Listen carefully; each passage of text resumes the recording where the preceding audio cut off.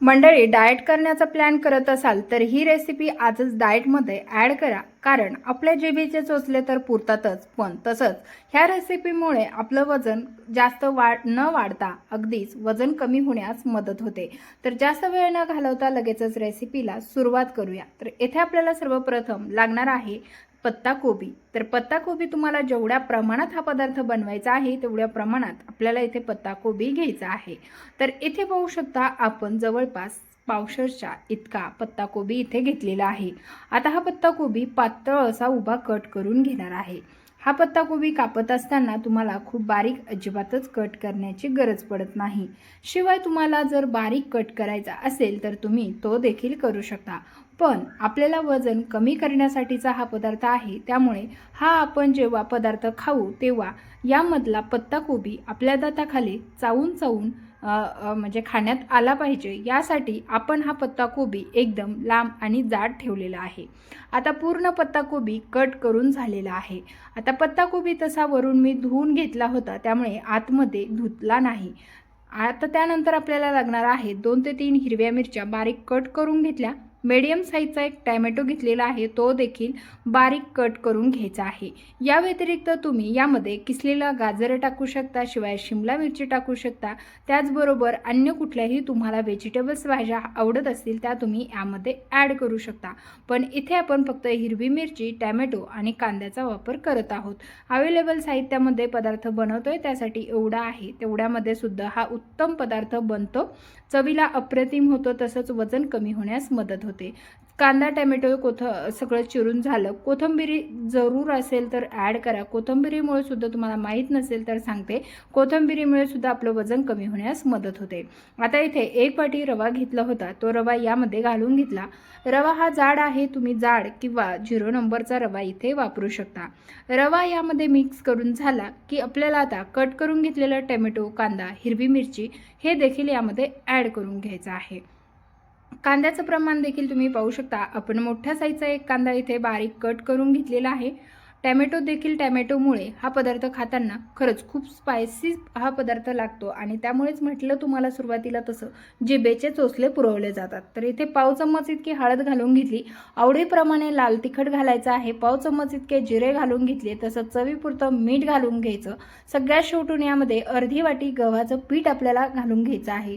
गव्हाच्या पिठामुळे या पदार्थाला क्रंचीपणा येतो, तसंच पदार्थ खमंग व खुसखुशीत लागतो, त्यामुळेच आपण इथे अर्धे वाटी गव्हाच्या पिठाचा देखील वापर केलेला आहे।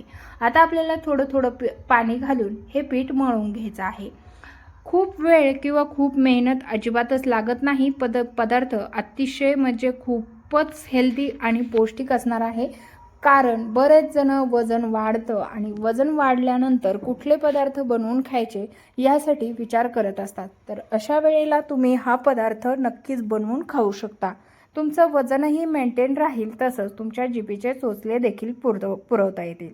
तर मंडळी, तुम्ही आपली ही रेसिपी कुठल्या शहरातून किंवा गावातून पाहत आहात ना, हे मला कमेंटद्वारे नक्कीच कळवा, म्हणजेच आपल्या अशा मस्त भारी, युनिक आणि इंटरेस्टिंग भन्नाट अशा रेसिपी कुठपर्यंत पोहोचतात हे मला कळेल। त्याचबरोबर तुमचे मला पर्सनली आभार देखील मानता येतील। त्यामुळेच तुम्ही रेसिपी कुठून पाहिली हे कमेंट करून सांगायला मात्र विसरू नका। आता पीठ मळून झालं की इकडे गॅसवरती तवा ठेवलेला आहे। तवा थोडासा गरम करून घ्यायचा आहे, त्यानंतर त्यावरती अगदीच थोडंसं चमचाभर तेल घालायचं आहे। पोहे खाण्याचा चमचाभर तेल आपल्याला इथे वापरायचं आहे। जर तुम्ही डाएटसाठी बनवत असाल एकदम, तर तुम्हाला इथे तुपाचा अगदी थोड्या प्रमाणात वापर करायचा आहे, किंवा नाही वापरलं तरी चालणार आहे, पण आपलं जे थालीपीठ आहे हे खाली तळाला चिटकू नये म्हणून आपल्याला इथे तेल किंवा तुपाचा अगदी थोड्या प्रमाणात का होईना वापर करायचा आहे। त्यानंतर या पिठाचा एक गोळा घेतला, हाताला पाणी लावायचं आणि डायरेक्ट तव्यावरती आपल्याला हे थालीपीठ थापून घ्यायचं आहे। आता यामधला मोठा मोठा पत्ताकोबी, टोमॅटो, कांदा हे खाताना किती क्रंची आणि मस्त चवदार लागत असेल याचा अंदाज तर तुम्हाला आलाच असेल। तर पहा, बनवायला अतिशय सोपं आहे, तुटणार नाही, फाटणार नाही, कारण आपण हे डायरेक्ट तव्यावरती बनवत आहोत। आणि तसं तर ना, खरंच आपल्या चॅनलवरती वेगवेगळ्या डाएट म्हणजे तुम्ही डाएटमध्ये यूज करू शकता, म्हणजे बनवू शकता, खाऊ शकता, अशा भरपूर साऱ्या रेसिपी आहेत, त्या देखील तुम्ही जाऊन नक्कीच पहा। तर इथे आपलं हे थालीपीठ जे आहे ते अशा प्रकारे आपण थापून घेतलेलं आहे। आता पूर्णपणे थालीपीठ थापून झाल्याच्या नंतर आपल्याला ना होईल तितकं पातळ थालीपीठ थापून घ्यायचं आहे। तर पहा इथे थापून झाल्याच्या नंतर अगदीच चम्मचभर तेल वरतून देखील आपण घातलंय, पण हे पूर्णपणे ऑप्शनल आहे। तुम्हाला डाएटमध्ये अजिबातच तेलाचा वापर करायचा नसेल तर तुम्ही नाही केला तरी चालणार आहे। त्यानंतर हे थालीपीठ पुन्हा एकदा पलटवून घेतलं, थोडंसं उलटण्याने प्रेस करून घ्यायचं, म्हणजे काय होतं की व्यवस्थित असं खमंग भाजलं जातं। आता थोडंसं तेल सोडून घेतले, सांगितल्याप्रमाणे डाएटमध्ये तुम्ही हे विदाऊट तेलाचं थालीपीठ देखील बनवू शकता। चवीमध्ये कुठेच कॉम्प्रोमाइज होत नाही। जर तुम्हाला जास्त प्रमाणात तेल खाण्याची सवय नसेल तर तुम्हाला हा पदार्थ उलट जास्त खूपच आवडणार, कारण हा कमी तेलात कमी तेलकट होऊन सुद्धा पदार्थ खूप चविष्ट होतो। तर आपलं एक थालीपीठ भाजून तयार झालेलं आहे। सेम पद्धतीने दुसरं थालीपीठ देखील आता आपण बनवून घेणार आहोत। पद्धत सेमच राहणार आहे। सेम पद्धतीने तेलाने तव्याला ग्रीस करून घ्यायचं, त्यावरती आपण तयार करून घेतलेलं पीठ ठेवायचं आहे। हाताला पाणी लावून याचं थालीपीठ थापून घ्यायचं। तर अशा प्रकारे आपल्याला हे थालीपीठ जे आहे ते थापून घ्यायचं आहे। तर पाहू शकता तुम्ही थालीपीठ थापण्यासाठी फारसा वेळ लागत नाही। यामध्ये आपण घातलेलं जाडसर पत्ताकोबी असल्यामुळे हे थालीपीठ थोडंसं थापत असताना फाटल्यासारखं होतं, पण डायरेक्ट तव्यावरती आपण थालीपीठ थापल्यामुळे ते अजिबात तुटत नाही। शेवटून जेव्हा आपण याला पलटतो तेव्हा ते अजिबातच फाटत नाही, आहे तसं मस्त असं पलटलं जातं। त्यामुळे ना हे असे पदार्थ तुम्ही घरामध्ये नक्कीच बनवा।